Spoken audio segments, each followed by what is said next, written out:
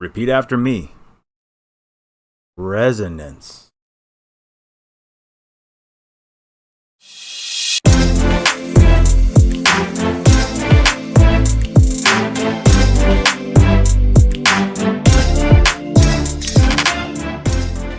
Hey y'all, JTOWN here. I just want to talk to you guys about resonance. A lot of questions about what is it, how it works, how should we best be utilizing it, what phantoms to evo all the way up to 600.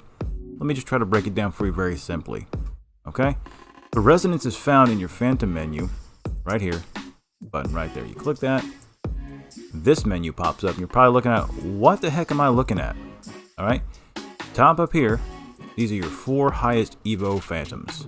It happens automatically. And if I were to take one of these and evo it past one of these, it would replace it. They'd swap out.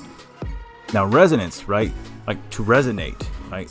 These top 4, the lowest one of those resonates its level out to these other resonance slots. Okay, my lowest of top 4 is 300 Merlin. So he resonates that level to any phantom I put in these slots. They mimic being a fully level 300. Right now, you're probably like, what's the difference between a resonated level 300 and an actual evoed up level 300? Well, most of their stats come from the level, not the evo. The evo gives some stats, but if you look at the differences in the different evo levels, you'll notice that it's not that much. For example, in fire, I'm going to show you here. Just as an example, low example. Level 1 Prometheus SS, right? He's got 212, 252. Now, evo 2 of him, right? You're up to 14 and 17, right? Not leveled up, still level 1. And then evo 3, right? You're up to 3,000, right? So it does go up by evos. Most of the stats come from their levels. So a resonated phantom that's at 300 versus an actual fully leveled up phantom, it's probably going to be about 90% of having, or more, of having a actual phantom you evoed up yourself. So what this does is it gives you the flexibility of using all kinds of other phantoms for your elemental towers, or just different arena teams, or different strategies throughout the game in dungeons and whatnot. And you only have to really focus hard on getting 4 phantoms up to 600. Now, these 4 that you get to 600 do not have to be rares. Okay, it's a misconception. It doesn't mean, I want my best ones up here.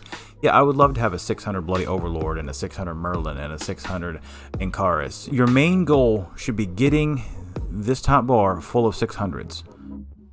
I don't care if it's all Gabblers, right? At 600, as long as those are all 600, you can resonate any phantom you want up to 600. You then can tackle anything in the game, right? Because most of your stats come from the level and the runes and the inheritance from your character's armor, which when you get to end game at level 600 with your character, armor coming out of Takmir's Palace Incubus mode, you're getting millions, right? Millions of stats on your gear. So 100,000 maybe in stats difference from being an Evo 1 to an Evo 8 and only resonated to 300 is not that big a deal, okay? When you consider you can use any phantom in the game that you put into one of these slots here. Now, opening these slots gets expensive, right? You start out, you only need a couple of SS's and like 1,200 or 1,600 of the stones here. As you go up, see, now I need 2,000 and 4 SS's. So it gets more expensive. This is going to take quite a while.